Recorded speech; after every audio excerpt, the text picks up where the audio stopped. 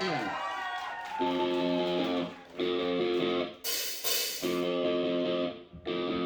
noticing the change. We are taking time. Everybody knows. Everybody's fine. And we'll figure. Hey, my name is Z. I'm the singer of Static Slums. I'm Kid. I'm one of the guitarists. I'm Hemo. I'm the drummer. I'm Ace, the bass boy. And I guess this is Spotlight.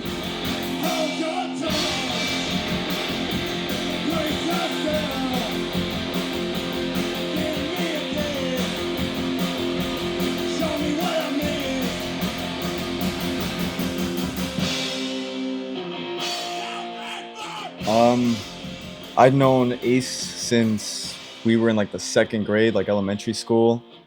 I ended up moving to Pearland, like 8th grade or something like that. And then high school, I met Hemo, started making music together, and then Ace and Kid met at Home Depot. I got a text one day. I got a text one day from Ace, and he asked me if I knew any guitar players around. And so, of course, I was excited. I wasn't in a band, and I was like, "Hey, me, I play guitar." And from that point on, I met with these guys, and it was history. Been playing with them ever since.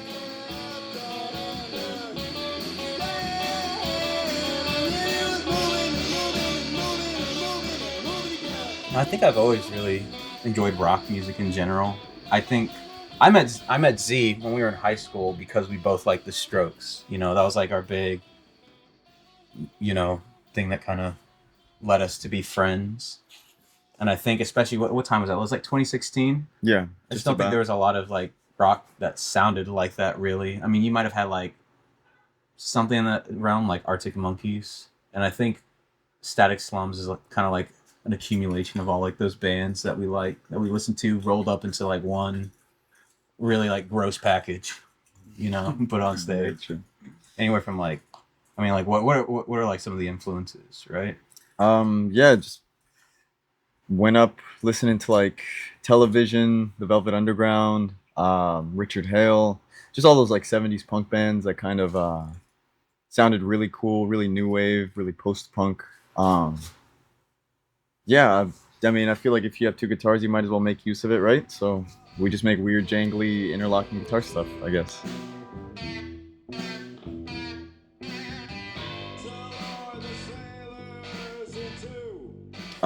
So I write most of the parts for most of the songs, except the drums. I can't play drums for dog shit. I leave that to Hemo. He's my trusted general with that kind of thing.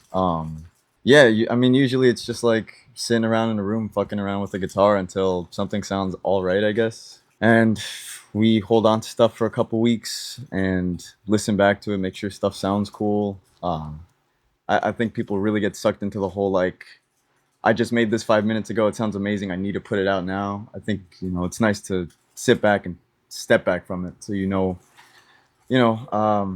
a month from now, is this going to sound just as good, if that makes sense? And it just goes through a filtration process, kind of like that. I think like the songs honestly go through like a crazy evolution from the very first inception when we all get together as a band and play it, because, we like might jam to it a couple times, kind of get used to it. And then one person has an idea, add this to it, and like by the end of it, it kind of just comes like this big mishmash kind of almost from when it first started.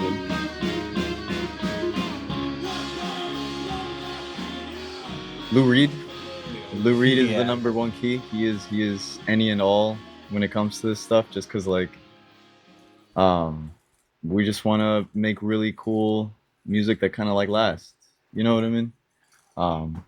Don't want to be defined by a generation, nothing like that. And so yeah, and that kind of attributes to everybody. They all kind of play in that style where it's almost timeless. And I love that about the guys. I'm really into Sonic Youth. That's like my main addition to the band, like on an experimental aspect, I guess. Whenever I first heard them, I really fell in love with, if you look at tabs, you'll see that their guitar parts are not really that crazy. but it's the way that they interlock and kind of play together that makes the song sound what it is. And, you know, especially being defined by noise, you know, um, you can get a wide variety and many different perspectives from what the sound can structure into, or, uh, you know, just the way that everything works together. Kind of like how me and Z's guitar parts work. That's one of the things I really love about the band between all of us, because we all have like maybe 4 or 5 like core artists that we all like really fuck with.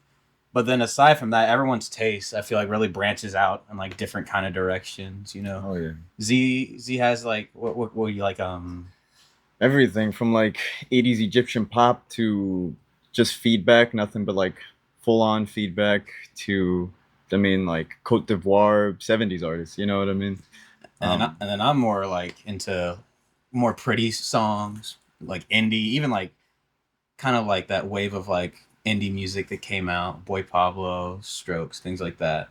You know, I think it all like Yeah. meshes together, all the tastes into like one really cool suit that is Static Slums, into one slum ball.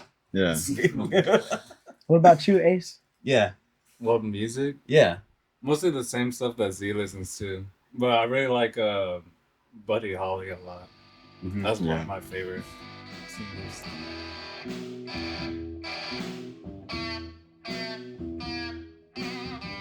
I'll let Ace go first. Yeah. Well, and I think it was summer of 7th grade or summer of 8th grade when we tried to start a band. Somewhere after 6. That's what it was. That's when I started playing bass to help Z. And then I picked it up for a while. And then after Z moved to here to Pearland, I stopped playing until he asked me to help him on this project that he had here. Then after that, I've just been playing ever since. I was actually, you know, before the Static Slums, me and Z right here, you know, he had like another side project that we jammed out and made a couple songs. I was a guitarist for about 10 years. I've been playing guitars for around 10 years. But whenever we were doing the making the slums, like trying to get a whole band together, we were looking everywhere for a drummer and just couldn't find one. And so eventually I was like, all right, I'll be the drummer. But I think I think I really enjoy drumming a little bit more than like guitarist, especially being like someone who's only been playing for about a year and a half, like trying to play like all these live shows. I think drumming has really taught me a lot of restraint when it comes to music. Like when I was writing some of the first couple of like drum parts, you know, I always wanted to make crazy drum sounds, like jazz drums, whatever, but like I just couldn't do it. One, I wasn't good enough. Two, it just didn't fit well with the song. And I just kind of had to learn eventually that, like, you know, sometimes, especially when it comes to the drums, is like as long as it fits the song, as long as it does what it needs to do, then that's all it really needs. But I love that, like that aspect of, you know, Yeah, just being able to like, okay, now we're gonna have a crazy little fill, and now we're just going back to like the groove, you know. yeah. I never touched an instrument until 2020, actually. And even then, I barely even played it. I didn't know how to play it. I had no guidance whatsoever. I always wanted to do music. I always wanted to do some form of it, whether it was playing a keyboard or doing guitar. Those were the main two that I was looking into. But when I was gifted my first guitar, it was actually right-handed and I'm left-handed. And so we swapped the strings, and you know, I just went at it for a while off and on, but never too serious. And then eventually it got to a point where I wanted to start writing my own music, and so I did.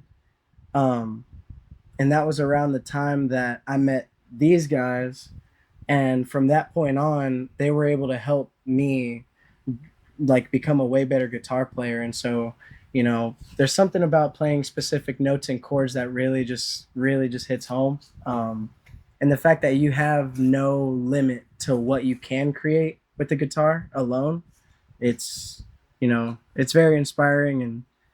And that's, you know, it kind of keeps me in tune with the music, you know. Pretty intertwined with all these guys' stories. So,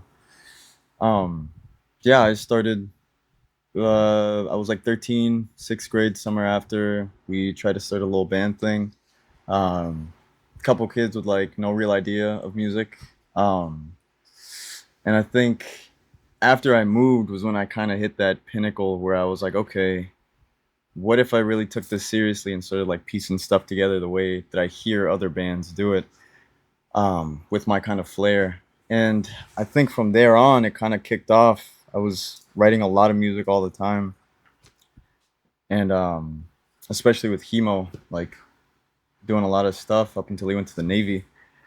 And yeah, I wrote throughout high school, and it just felt like it felt right. It just made sense, I guess, if that makes any sense to you guys. I was never the greatest singer, I'll tell you that right now. It took me like 8 years to figure that out. Yeah, And you, then, you had to work for that. I feel yeah. like you Your definitely voice earned your singing singing Yeah. voice for sure. it took me a long time to find something I was comfortable with because I kept trying to sing real pretty like they do, and I can't do that. So um, I found a middle ground, and it worked out.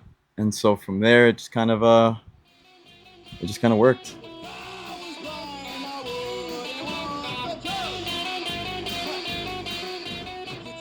Which members of the DK crew do you think we would be? Shit. You're Lanky Kong. Yeah, I'm definitely Diddy. He's Diddy Kong. Like fair. straight to I feel like I'm Funky Kong and you're Can I be Cranky Kong? and you're Cranky Kong. Fire, fire. we just figured out all of our characters. DK crew. Nobody was DK. Nobody. Nobody was DK. The actual group of We're the crew. We're not DK. I will say, our first show was given to us kind of luckily in like a really nice way from Open Toad. His name's Ian. He's also Sludge Man. Check him out, please. He got us a show at Leon's Lounge, and that was great. And then after that, we got really lucky with a kid meeting someone named Noonie Julian at a show.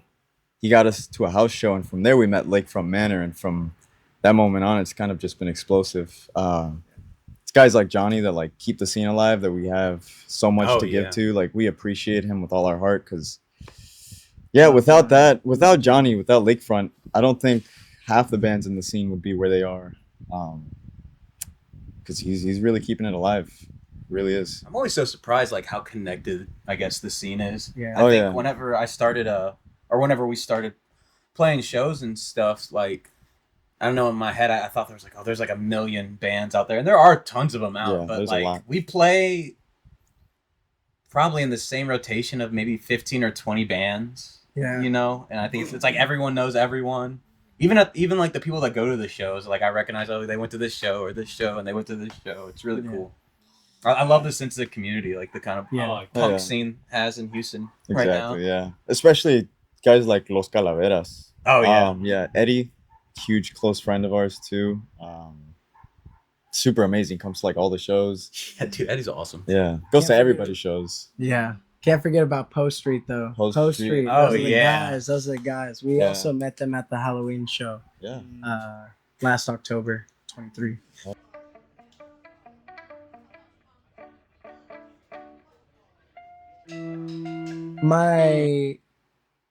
One of my favorite shows we played was at The End.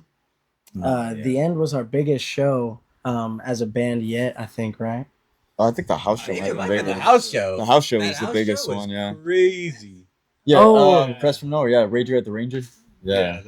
That one was wild. Yeah. But like for biggest at the time. Yeah, up until I guess like the end of the year last year, that was the biggest show we had played, which was pretty jarring. I mean, we were small as hell, and Yeah. we didn't think anybody cared. So. I'll be honest, never thought I'd get this far. Exactly, I'm being yeah. so straight up. Fucking You know, seriously. we used to record songs with like two guitars and like like the headphones, the old iPhone headphones with the freaking mic on like the volume button. We put that on the thing, and we'd be playing the songs, and cars would go by. You could hear the cars in the background and everything. Back in the early And I days. think like even back then, in the back of my head, I'm like, man, that'd be so cool. And then like we're putting Static Slums together, and then we get our first show, and it's just like everything happened so fast, it didn't even feel real. You Oh, know yeah. what I mean? I remember even thinking before the first show, like, oh my god, we're having shows, and then Yeah. after that one, like 12 more happened, and now I'm like, damn, man, like I'm for real, we're for real doing this shit, Yeah. We man. locked Like, in. We locked in. Really for good. real, for real. Yeah.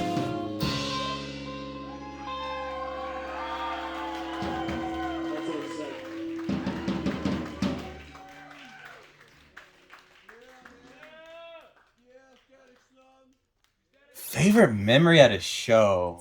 That one's tough.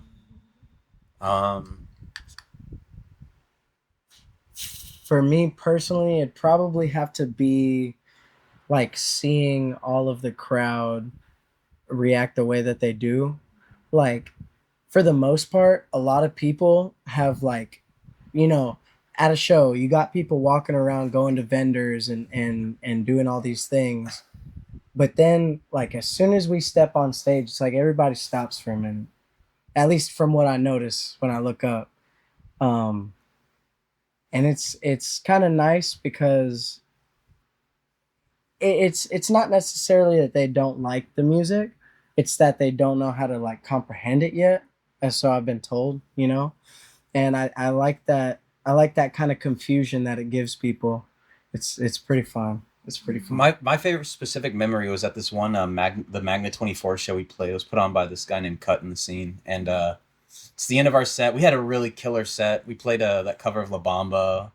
Had the whole venue boogieing down. It was a good time. People were really messing with it. And at the very end, we're on our last song, No More Mirrors. And they turn off the lights. And Cut, like, he forgot, you know, he has like these lasers and stuff.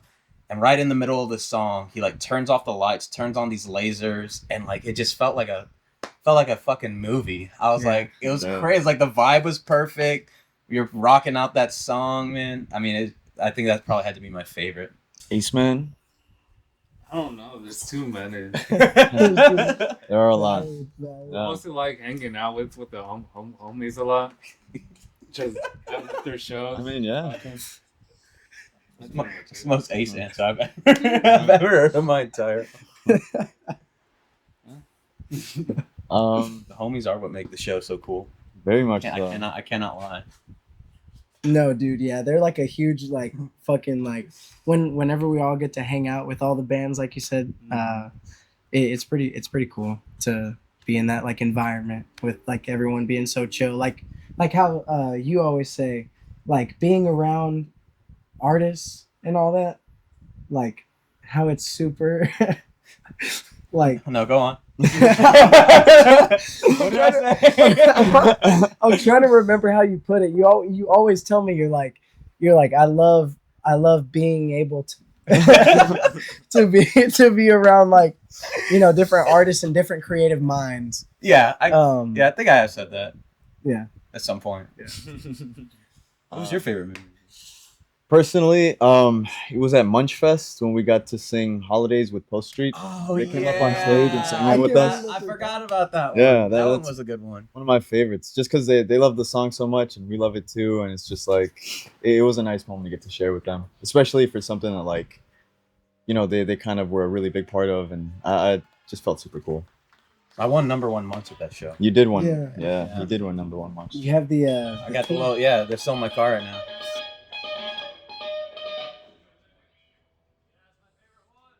Let's have some fun.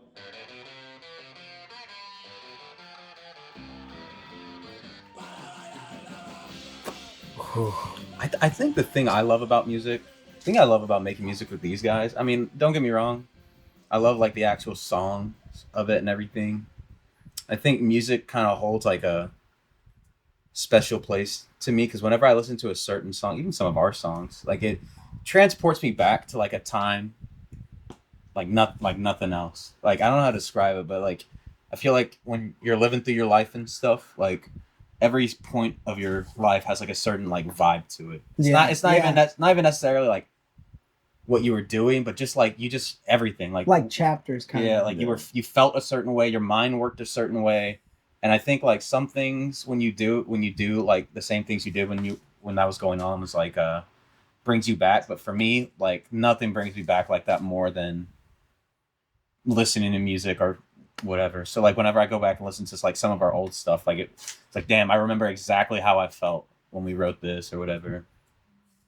I think that's how it was helped me, you know. I'm kind of a quiet dude, so like making music kind of acts as that little voice that I got. Um, it gives me a chance to kind of say something and make some sounds that kind of go with that. Just create something that I feel is really cool, but doesn't necessarily end up being the most generic in the world. And so I don't know. There's a lot of sense of accomplishment through that. It's like baking a cake. You know what I mean? You get to bake it and eat it at the end, and it's fun. It's great. I know who got some cake, bro. You don't even want to get started on cake. Peace, man. What was it about music? Yeah, how's it affected your life?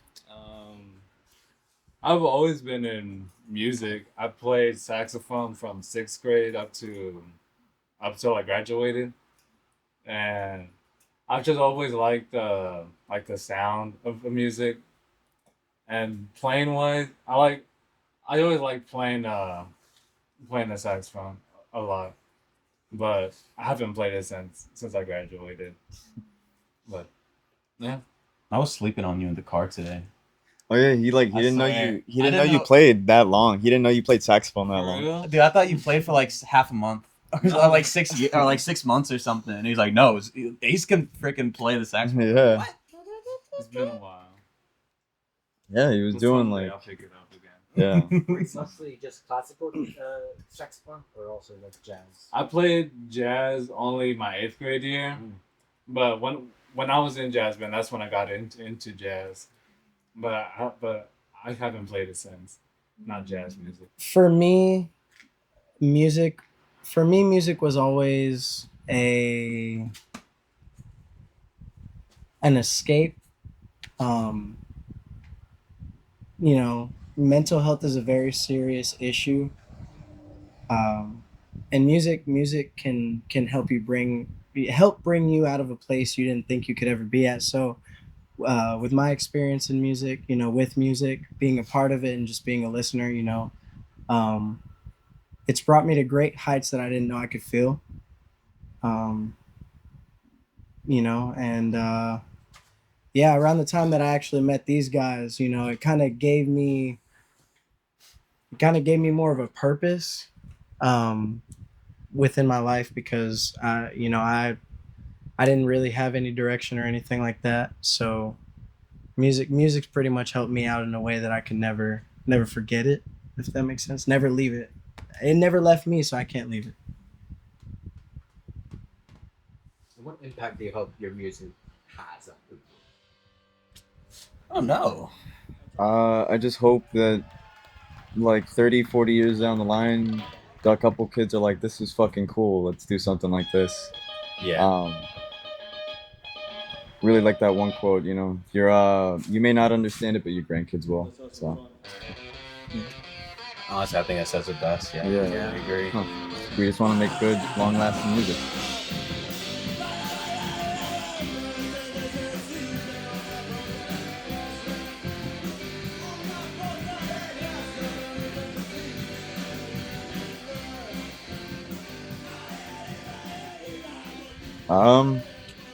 Lots happening. We got an album coming out soon. That's right. Yeah. It's been in the works for a while.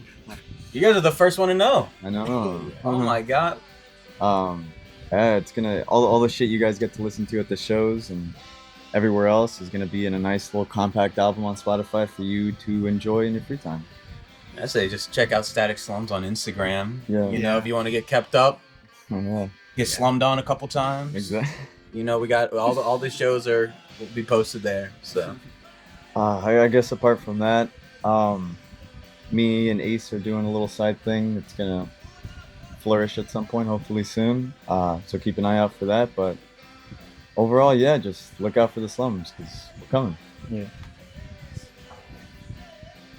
go team. Oh, dude, should we hit the Static Slums? Oh yeah, we can show you our ritual. Yeah, our pre-show ritual. Okay. We gotta find the right space to do this. Yeah, I think we could do it like right here. get real tight up and close.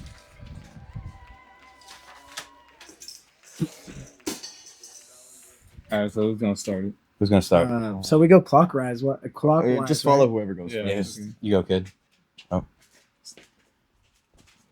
Static slums, ayy. Static slums, ayy. Static slums, ayy. Static slums, ayy. Static slums, ayy. Static slums, ayy. Static slums, ayy. Static slums, ayy. Static. That's kind of it. That's perfect. Did y'all get that little ultra twerk in there? No, I don't think so. I'll save it for everybody in person.